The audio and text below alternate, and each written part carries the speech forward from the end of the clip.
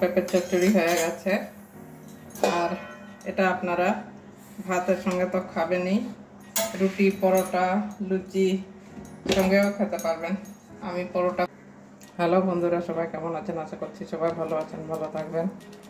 তো আমিও ভালো আছি আপনাদের আশীর্বাদে। তো বন্ধুরা, আজকে এই যে এখানে একটা পেঁপে নিয়েছি আর এই যে একটা আলু নিয়েছি। পেঁপে আলুর চচ্চড়ি করব। তো কীভাবে করব সেটাই দেখবেন। পেঁপে তো তরকারি করে খাই, অনেক রকম অনেক কিছু করে খাই। তো আজকে পেঁপে আলু চচ্চড়ি করব। তো দেখতে থাকুন। আর পেঁপেটা কেটে ফিরে আসছি আবার রান্নায়। দেখুন, পেঁপেটা দুভাগ করে নিয়েছি। এবার পেঁপেটা ছুলে নেব।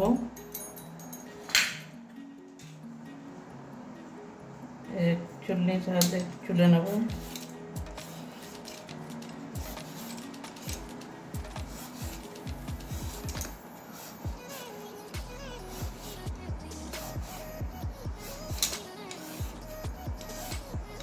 এরকম করে ছুলে নিয়েছি। পুরো পেঁপেটা নেব না, আমরা দুজন লোক, ওই জন্য পুরো পেঁপেটা নিচ্ছি না। এবারে বটি দিয়ে কেটে নেব। বটাটা বাদ দিয়ে দিচ্ছি।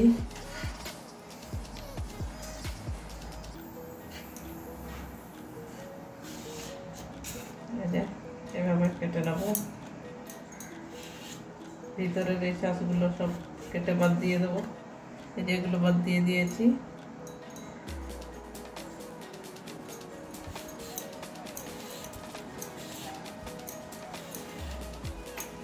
এরকম এভাবে সব চিরি চিরি করে কেটে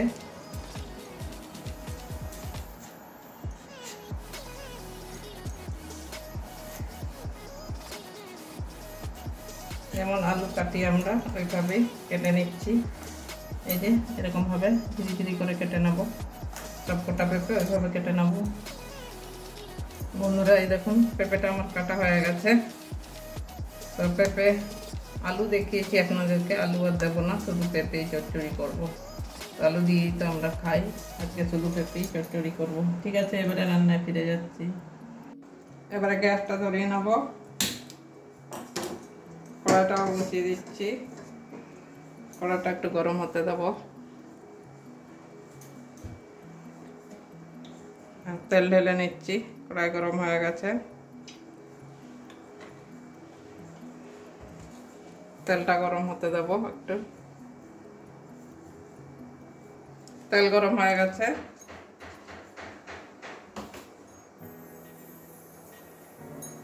ফোড়নে গোটা জিরে দিয়ে দিচ্ছি। একটা তেজপাতা ছিঁড়ে দিচ্ছি। এই যে পেঁয়াজ, কাঁচা লঙ্কা কুচি দিয়ে দিচ্ছি।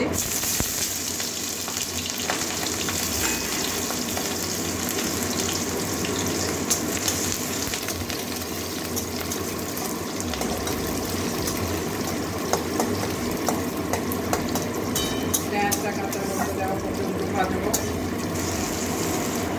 পেঁয়াজ ভাজা হয়ে গেছে।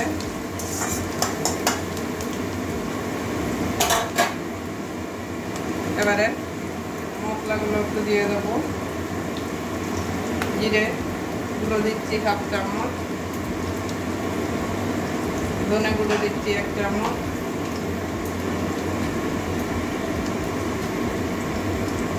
কালারের জন্য কাশ্মীরি লাল লঙ্কার গুঁড়ো দিচ্ছি একটু 1/2 চামচ, পরিমাণ মতো হলুদ দিয়ে দিচ্ছি। তেলে একটু ভেজে নেব মশলাটা।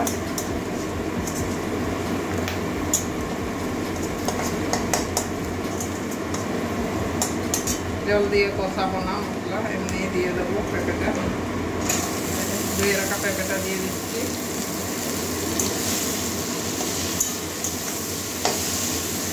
এবারে ভালো করে কষিয়ে নেব পেঁপেটা।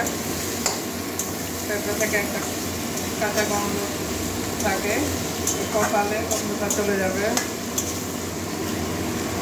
এবারে পরিমাণ মতো নুন দিয়ে ঢাকা দিয়ে রাখবো।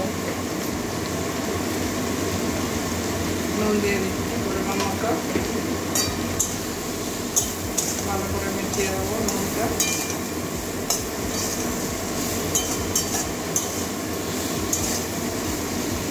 মেশানো হয়ে গেছে। এবারে জল ঢেলে দেবো, জল দেবো না, ঢাকা দিয়ে রাখবো। ঢাকা দিয়ে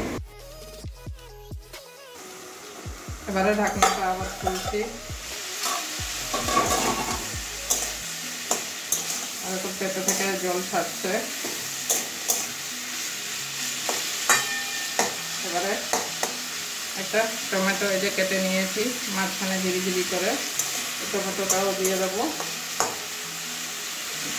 আর একটু কষাবো, ঢাকা দিয়ে দিয়ে কষাতে হবে আমাকে পেঁপের কাঁচা গন্ধটা যাওয়া পর্যন্ত। এবারে ঢাকনাটা খুলবো আবারও।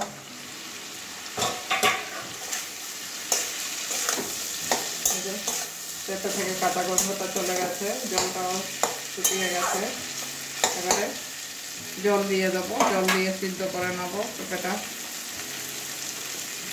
জল দিয়ে দিচ্ছি অল্প একটুখানি, যাতে পেঁপেটা সিদ্ধ হয়।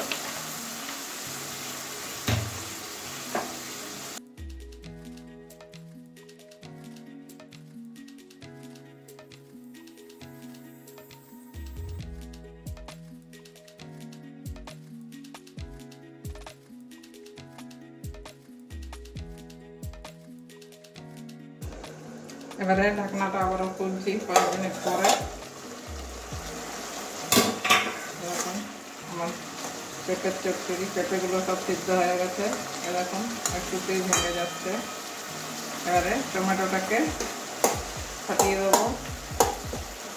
একটু টমেটোটা দেওয়ার কারণে একটু টক টক লাগবে, ভালো লাগবে। পেঁপে এমনিতে ডাঁটা পেঁপে, একটু মিষ্টি মিষ্টি লাগবে।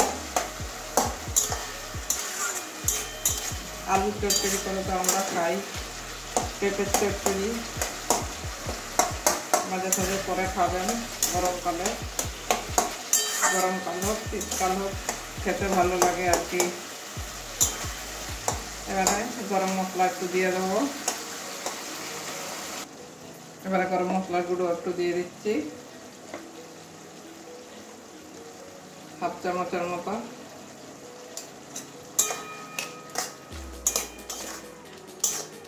ভালো করে মিশিয়ে নেব। এখানে ঘিও দিতে পারেন, ঘিটাও গন্ধটা আরো একটু ভালো হবে। আমি ঘি আর দিচ্ছি না। আর পেঁপের চচ্চড়ি হয়ে গেছে, এবারে নামিয়ে নেব।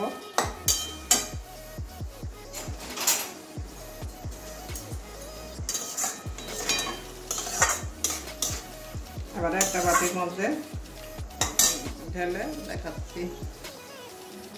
বন্ধুরা, আমার পেঁপের চচ্চড়ি হয়ে গেছে।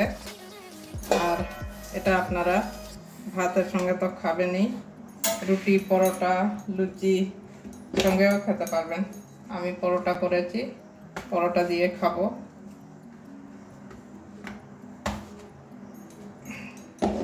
তো কেমন হয়েছে অবশ্যই কমেন্ট করবেন।